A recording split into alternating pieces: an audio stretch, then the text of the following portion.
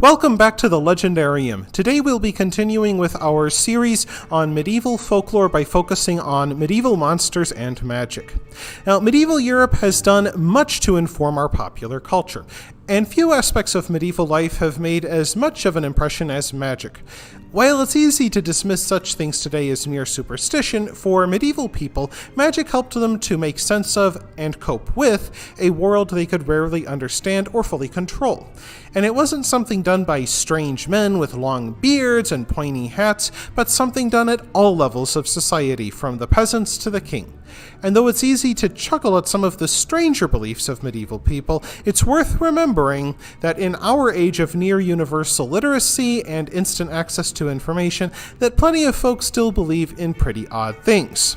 Today we'll be talking about the relationship between the Christian church and magic, how magic pervaded all levels of society from the royal courts to the peasant village, the relationship between magic and medicine, and why Europe turned against magic. A belief in magic carried over from Roman times, and though Romans have a reputation as being more rational and logical, the Romans could be just as superstitious and inclined to believe in magic as any medieval peasant. Perhaps in part because of that reason, the early Christian church taught against magic. Now, when we think about the church and witchcraft, we likely think about fanatic magistrates hounding women into confessing to devil worship. However, that didn't really happen until the late 1400s, going into the Reformation.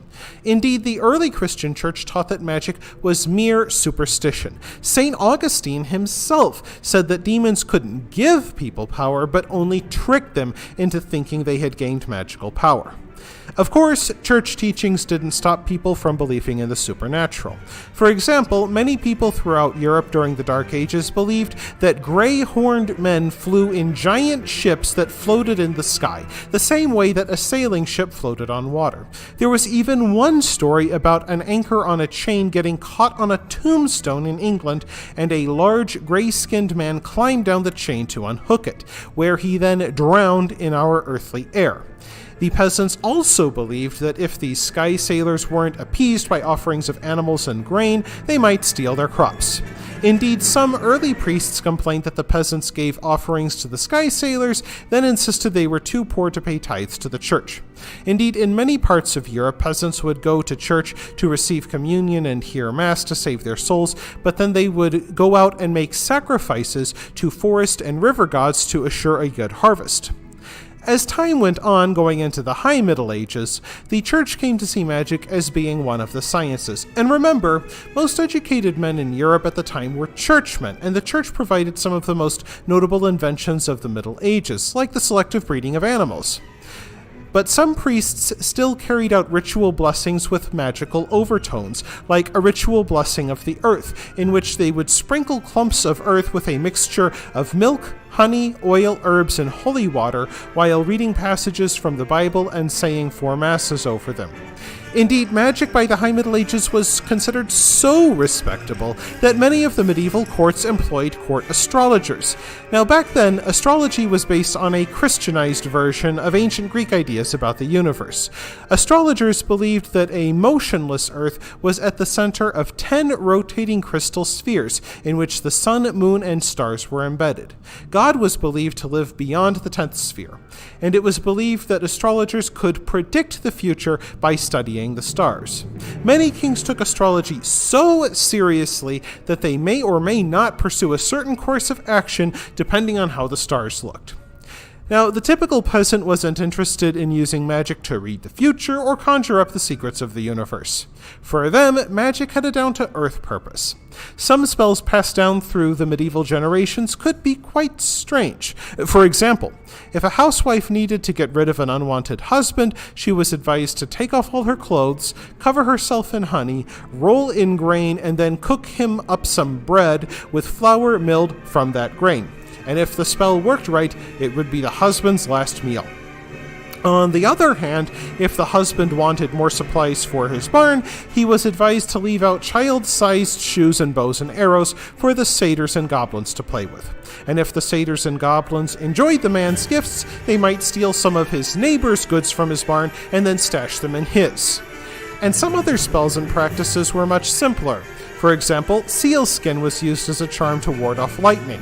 The claws and beaks of dead vultures were used as protective amulets against evil. And it was believed that if you had a virgin plant an olive tree, then the tree would grow taller and bear more fruit. And in some parts of Europe, peasants even entered into trances, believing that their spirits would then journey to the very gates of hell, where they would battle demons bent on stealing their crops. And in other parts of Europe, such peasants even reported battling werewolves in the deep woods, or flying through the heavens while in trances. And magic wasn't something done just by superstitious peasants. The scientists of the time considered it to be a branch of legitimate science. Indeed, philosophers and doctors considered magic to be the queen of sciences. Now, medieval doctors weren't total quacks. They knew how to set broken bones, they could remove cataracts from the eye with silver needles, and even perform primitive skin grafts. They could even practice a primitive form of cranial surgery called trepanning, practiced since the Roman Empire. However, they fell back on magic where their knowledge failed them. For example, they believed that if they put some vervain herb into a patient's hand, that herb would magically speak into their minds and tell them what a patient's illness was. Medieval doctors also treated insanity with enemas, for some reason.